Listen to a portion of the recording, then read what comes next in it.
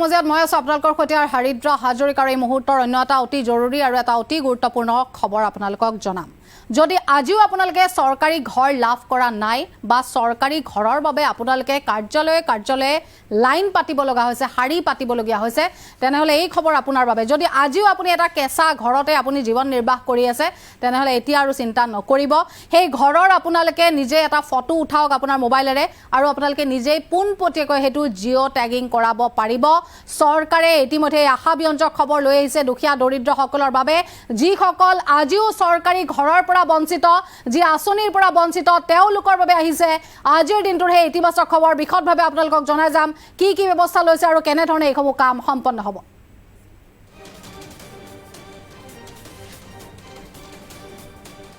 আমি ইতিমধ্যে জনাইছো চৰকাৰী ঘৰ লাভৰ নতুন নিয়ম আনিছে চৰকাৰে। কাকো এটকা দিব নালাগে এতিয়াৰে পৰা, কাকো এটকা নিদিয়াকৈ আপোনালোকে চৰকাৰী ঘৰ লাভ কৰিব।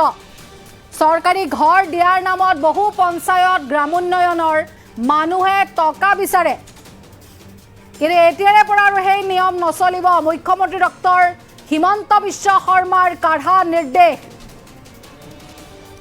আজিৰ দিনটোত মুখ্যমন্ত্ৰীগৰাকীয়ে বৃহৎ ঘোষণা কৰিছে, কোনো কাৰণতে পূৰ্বৰ চলা সেই নিয়ম আৰু নচলিব। 19 মাৰ্চত 3,80,000 লোকৰ একাউণ্টত দিব প্ৰথম কিস্তিৰ ধন। কাকো এটকা আপোনালোকে দিব নালাগে। এপ্ৰিল মে মাহত নতুনকৈ 3,80,000 ঘৰ চৰকাৰে দিবলৈ ইতিমধ্যে প্ৰস্তুতি চলাইছে। আৰু এইবাৰ জিঅ' টেগিঙৰ নতুন নিয়ম আনিছে চৰকাৰে। অসম চৰকাৰে আনিছে আশাব্যঞ্জক খবৰ। জীৱিকা সখী বাইদেৱে কৰিব জিঅ' টেগিং। বিভিন্ন ধৰণৰ ব্যৱস্থা লৈ অনা হৈছে দুখীয়া দৰিদ্ৰসকলৰ বাবে। নিজে আপোনালোকে জিঅ' টেগিং কৰিব পৰা চৰকাৰে ব্যৱস্থাও লৈ আহিছে। নিজৰ ঘৰৰ ফটো আৰু ঠিকনা দি আপোনালোকে জিঅ' টেগিং পোনপটীয়াকৈ নিজেই কৰিব পাৰিব। এতিয়াৰে পৰা একো চিন্তা নাই। জিঅ' টেগিঙৰ পাছত পঞ্চায়ত প্ৰতিনিধিয়ে আপোনালোকৰ ঘৰটো গৈ নিৰীক্ষণ কৰিব। আপোনালোকে ক'লৈকো যাব নালাগে। নিৰীক্ষণৰ পাছতে গাঁও সভা ব্লক পৰ্যায়ৰ কমিটিয়ে চৰকাৰক এখন প্ৰতিবেদন দিব। যিহেতু চৰকাৰী বস্তু হয়তো কিছু পলম হ'ব পাৰে, কিন্তু চৰকাৰী ঘৰ লাভৰ এই যি নতুন নিয়ম ইতিমধ্যে চৰকাৰখনে আনিছে, সেই খবৰে কিন্তু এক প্ৰকাৰ বিভিন্নজনৰ জীৱনলৈ ৰেঙনি কঢ়িয়াই আনিছে আশাৰ। কাকো এটকা নিদিয়াকৈ আপোনালোকে চৰকাৰী ঘৰ লাভ কৰিবলৈ এতিয়াৰ পৰা সক্ষম হ'ব। সমান্তৰালভাৱে চৰকাৰী ঘৰ দিয়াৰ নামত বহু পঞ্চায়ত আৰু গ্ৰামোন্নয়নৰ মানুহে যিহেতু টকা বিচাৰে, টকা খাই বিভিন্ন ধন দাবী কৰাও দেখিবলৈ পোৱা যায়। সেইসমূহ নিয়ম আৰু এতিয়াৰে পৰা কোনো কাৰণতে নচলে। মুখ্যমন্ত্ৰীগৰাকীয়ে কাঢ়া নিৰ্দেশনা ইতিমধ্যে জাৰি কৰিছে। আজিৰ দিনটোতে বৃহৎ ঘোষণা কৰিছে মুখ্যমন্ত্ৰী ডক্টৰ হিমন্ত বিশ্ব শৰ্মাই। চৰকাৰী ঘৰ লাভৰ বাবে নতুন নিয়ম। কাকো এটকা নিদিয়াকৈ আপোনালোকে আপোনালোকৰ ঘৰ লাভ কৰিব। চৰকাৰী ঘৰ দিয়াৰ নামত এতিয়াৰে পৰা আৰু আপোনালোকে এটকাও দিব নালাগে। কোন কোন মাহত কেনেধৰণে কিস্তিসমূহ দিয়া হ'ব, কিমান সংখ্যক লোকক এই কিস্তিত সামৰি লোৱা হৈছে, সকলো কথা ইতিমধ্যে মুখ্যমন্ত্ৰীগৰাকীয়ে উল্লেখ কৰিছে। বিশেষকৈ জিঅ' টেগিং যিটো নিয়ম বৰ্তমান হ'বলৈ গৈ আছে, জীৱিকা সখী বাইদেউসকলে সেই জিঅ' টেগিং কৰিব পাৰিব। কেৱল ইমানেই নহয়, আপোনালোকে নিজেও সেই কাম কৰিব পাৰে। জিঅ' টেগিং কৰিব পৰা আপোনালোকে নিজেই কৰিব পৰা সেই ব্যৱস্থা চৰকাৰখনে লৈ আহিব। অতি সোনকালে সেই নিয়মো প্ৰযোজ্য হ'ব। নিজৰ ঘৰৰ ফটো আৰু ঠিকনা আৰু তাৰ পাছতে জিঅ' টেগিং কৰিব পাৰিব আপোনালোকে পোনপটীয়াকৈ।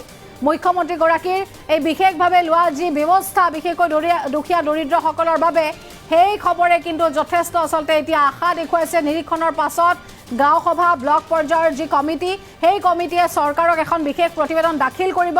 চৰকাৰী ঘৰ লাভৰ যিসমূহ নতুন নিয়ম অতি সোনকালে ৰাজ্যত প্ৰযোজ্য হ'বলৈ গৈ আছে। মুখ্যমন্ত্ৰী ডক্টৰ হিমন্ত বিশ্ব শৰ্মাৰ আমাৰ হাতত মন্তব্য আছে। কাকো এটকা নিদিয়াকৈ আপোনালোকে ঘৰ কেনেকৈ লাভ কৰিব, মুখ্যমন্ত্ৰীগৰাকীৰ মুখেৰে শুনক। তাৰিখে সমগ্ৰ ৰাজ্যজুৰি অনুষ্ঠিত হ'বলগীয়া এক সমাৰোহৰ জৰিয়তে আমি এই 3,80,000 হিতাধিকাৰীৰ ঘৰ বনাবৰ বাবে তেওঁলোকৰ প্ৰথম যিটো কিস্তি বুলি কয়, তাক আমি হিতাধিকাৰীসকলৰ বেংক একাউণ্টলৈকে ট্ৰান্সফাৰ কৰিম। ইয়াত কেন্দ্ৰীয় সভাখন পলাশবাৰী সমষ্টিত হ'ব। অৱশ্যে ৰাভা হাছং পৰিষদৰ নিৰ্বাচনৰ অধীনত থকা অঞ্চলটোৰ হিতাধিকাৰী সভালৈ নাহে। বাকী পলাশবাৰী হাজো, শুৱালকুছি, ছয়গাঁও, বকুৰ, ৰাভা হাছঙৰ নিৰ্বাচন নথকা অঞ্চলবিলাকৰ হিতাধিকাৰীৰে পঞ্চায়ত মন্ত্ৰী ৰঞ্জিত দাস ডাঙৰীয়া আৰু মোৰ উপস্থিতিত পঞ্চায়ত আৰু গ্ৰামোন্নয়ন বিভাগে প্ৰথম কিস্তিৰ ধন 3,80,000 হিতাধিকাৰীলৈকে বিতৰণ কৰিব। আমি নিশ্চিত যে এই 3,80,000 হিতাধিকাৰীক ধন বিতৰণ কৰাৰ লগে লগে এপ্ৰিল-মে মাহত আমি আৰু 3,80,000 হিতাধিকাৰীৰ বাবে ভাৰত চৰকাৰৰ পৰা অনুমোদন লাভ কৰিম আৰু অসমত 7,60,000 আৰু সৰ্বমুঠ প্ৰধানমন্ত্ৰী আৱাস যোজনাৰ অধীনত প্ৰায় 30 লাখ পৰিয়ালে প্ৰধানমন্ত্ৰী আৱাস যোজনাৰ ঘৰ পাবলৈ সক্ষম হ'ব। ইতিমধ্যে প্ৰায় 22 লাখ পৰিয়ালে ঘৰ পাইছে বা ঘৰ নিৰ্মাণৰ কাম চলি আছে।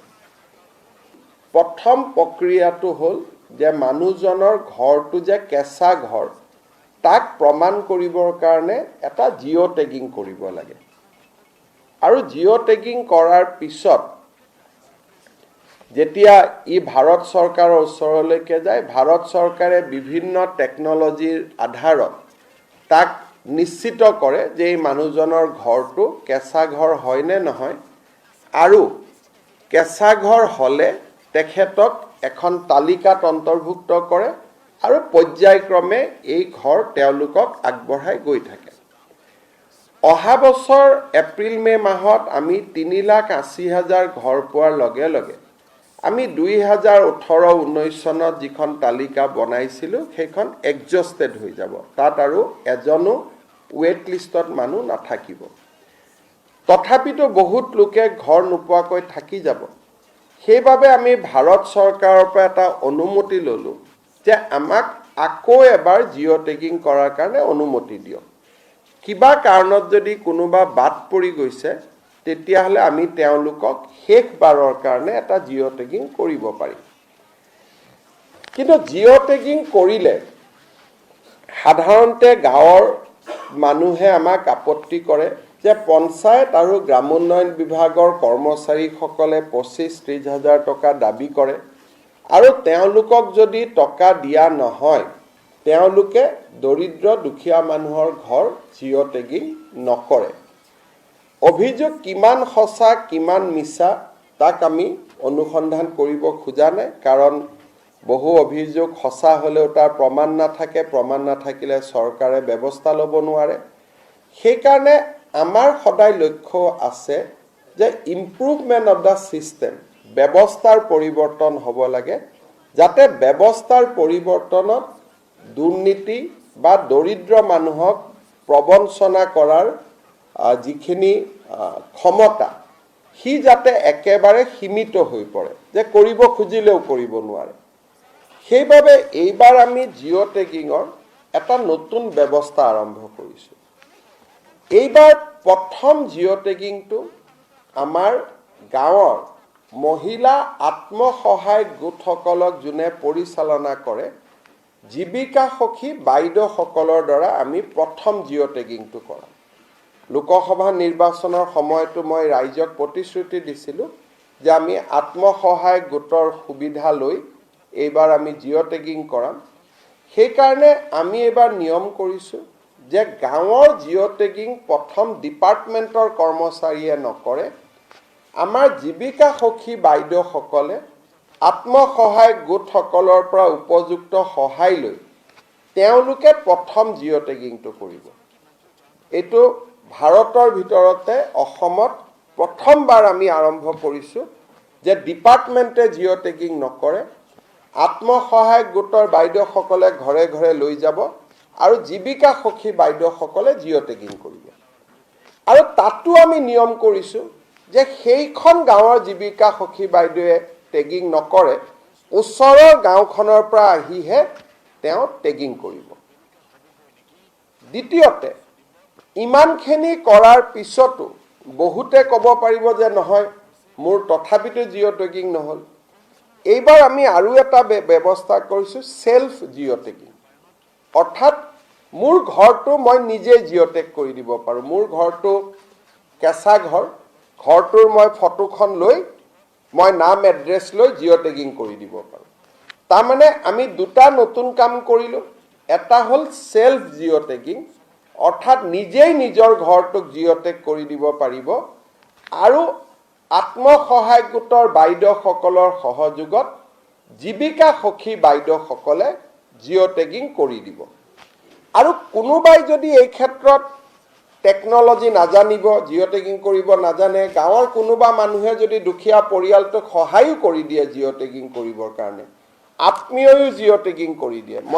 মই বিধৱা মানুহ, মই নিজে নোৱাৰোঁ, কিন্তু ডেকা ল'ৰা এটা গাঁৱৰ মাতি আনি মই ক'লোঁ যে মোৰ ঘৰটো জিঅ'টেগিং কৰি দিয়ক, তেওঁ তাতো জিঅ'টেগিং কৰিব পাৰিব। অসমত প্ৰথমবাৰৰ বাবে আমি এই ধৰণৰ ব্যৱস্থা হাতত লৈছোঁ। যেতিয়া সকলো জিঅ'টেগিং হৈ যাব, শেষত মাত্ৰ পঞ্চায়ত ডিপাৰ্টমেণ্টৰ মানুহখিনিয়ে গৈ এটা চেকিং কৰিব যে এওঁলোকে জিঅ'টেগিং ক'ৰবাত পকা ঘৰ এটাও জিঅ'টেগিং কৰি দিয়া নাইতো। অৰ্থাৎ ফাইনেল চেকিংটোহে পঞ্চায়ত ডিপাৰ্টমেণ্টৰ মানুহে কৰিব। জিঅ'টেগিংটো বাইদেউসকলে কৰিব, জীৱিকা সখীসকলে কৰিব বা নিজে কৰিব, কিন্তু ফাইনেল চেকিংটো আমাৰ পঞ্চায়ত গ্ৰামোন্নয়ন বিভাগৰ কৰ্মচাৰীয়ে কৰিব। কিন্তু তাৰ পিছতো যোনে জিঅ'টেগিং নকৰক কিয় আমি আৰু এখন গাঁও সভা কৰিম। গাঁও সভাই অনুমোদন জনাব। গাঁও সভাই অনুমোদন জনোৱাৰ পিছত ব্লক পৰ্যায়ত এখন কমিটি থাকিব, তেওঁলোকে অনুমোদন জনাব, আৰু জিলা পৰ্যায়ত অভিভাৱক মন্ত্ৰী সহিত এখন কমিটি থাকিব। তাতে অনুমোদন জনোৱাৰ পিছতহে ফাইনেলি আমি ভাৰত চৰকাৰক জনাই দিম যে ইমান আমাৰ জিঅ'টেগিং হ'ল। পৰৱৰ্তী সিদ্ধান্ত ভাৰত চৰকাৰে ল'ব। আৰু এই গোটেই ব্যৱস্থাটোৰ জৰিয়তে মই বিশ্বাস কৰোঁ যে এইবাৰ অসমৰ সকলো দুখীয়া মানুহে প্ৰধানমন্ত্ৰী আৱাস যোজনাৰ ঘৰৰ পৰিস্থিতি বা যিটো আবেদন, ইয়াক বেছিকেলি আবেদন বুলি কয়, সকলোৱে আবেদন কৰিব পাৰিব, যিহেতু চেল্ফ ষ্টাডি।